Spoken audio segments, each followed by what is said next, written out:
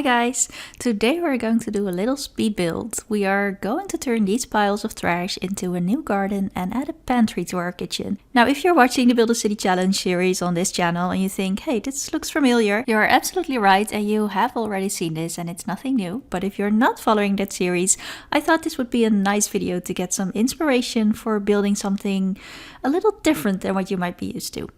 I'll also leave a link to some cool custom content that was used in the video in the description under the video. And it looks like the Sims are almost done cleaning up the mess here, so let's get started.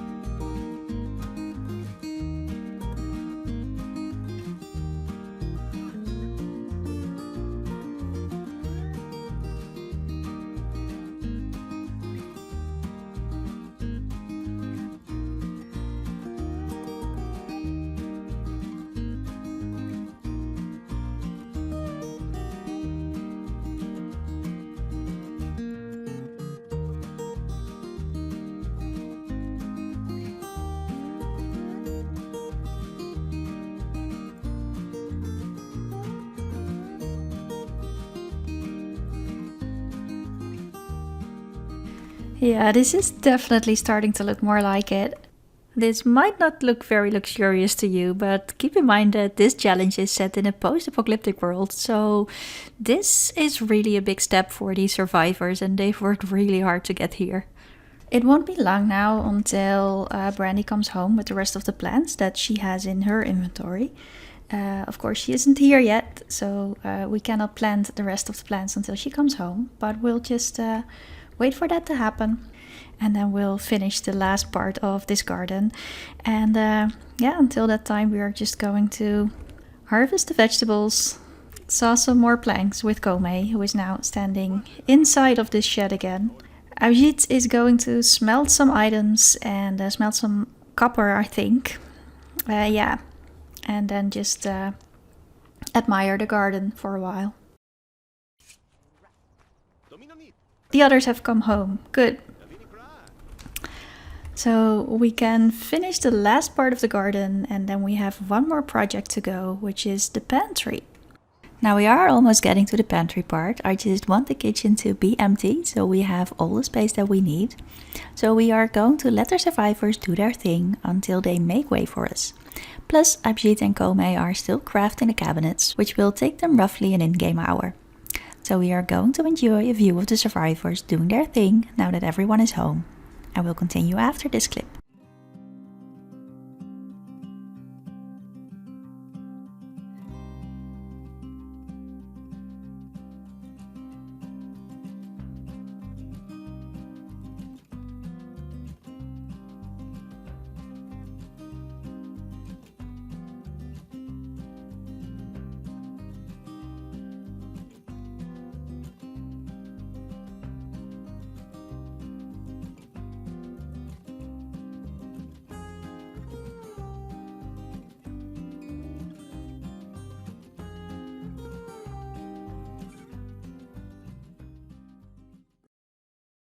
So I started out by using the rest of the wooden components and 2 of the cut logs, and at the last minute I decided to switch out these planters for these new ones because they are so pretty and they match the planters on the side much better. So you can see me do that here. And of course I had to also change the planters in the back, and I decided to put some regular soil in there with some nooks and niches, corners and fencing. I then went into Brandy's inventory, who has been keeping all of the plants and herbs and stuff that we have found while scavenging so far, and started planting these in the new garden. I tried not to look at their function too much, but I mainly wanted the colorful flowery looking things and stuff that look like weeds on the outside, and the vegetables in their larger planters on the inside. And I kept one corner of the garden mostly reserved for herbs that are often used in cooking. I was surprised that everything actually seemed to fit in here, and we even have a few spots open. It seemed like we had found much more than this, but I guess it just looks different when it's in its right place. So this is the final result of the new garden, and I'm really happy with how it turned out. I also took this opportunity to fix the roof, because it had been bothering me that there was a column on the corner not supporting anything. So Abhijit and Kome have been crafting for a while now, and they have all these items in their inventory that we are going to use. I realized that they have so many items that we can actually do something extra. So you will see that at the end of the video. But I see that Brandy and the others are out of the kitchen now, so let's get to work.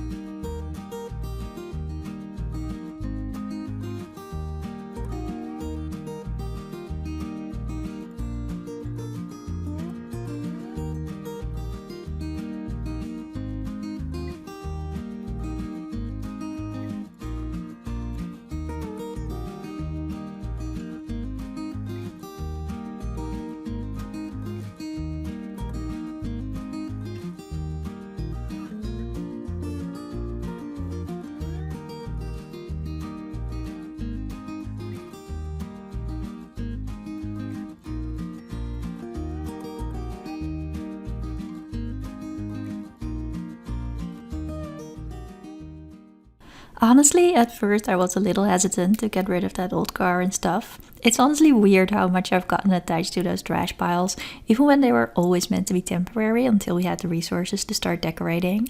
But seeing how this turned out, I'm really excited to start this new chapter of their lives here. They have a garden now, they can craft more items, the beginnings of a self-sustaining community are becoming visible.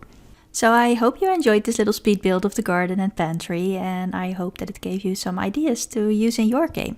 If it did, leave a like or a comment. I always love reading about what you did in your game. And a special thanks to all the mods and custom content that was used in this video. I believe there is not a single Maxis item used here, except for that old grungy couch that has been here since the start of the series.